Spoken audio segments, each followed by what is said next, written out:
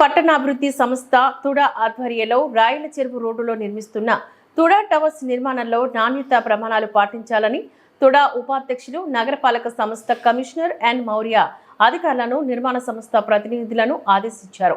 శనివారం ఉదయం నగరంలో రాయల చెరువు రోడ్డులో నిర్మిస్తున్న తుడా టవర్స్ నిర్మాణంలో వినియోగిస్తున్న వస్తువుల నాణ్యత ప్రమాణాలను ఇంజనీరింగ్ అధికారులతో కలిసి పరిశీలించారు. అనంతరం తుడా కార్యాలయంలో అధికారులతో సమావేశమై సమీక్షించారు.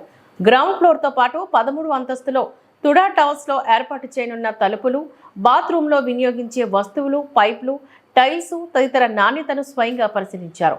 ఈ సందర్భంగా ఉపాధ్యక్షులు మౌర్య మాట్లాడుతూ తుడా టవర్స్ నిర్మాణంలో నాణ్యత ప్రమాణాలు పాటించాలని, ఎక్కడ రాజీ పడొద్దని అధికారులను ఆదేశించారు.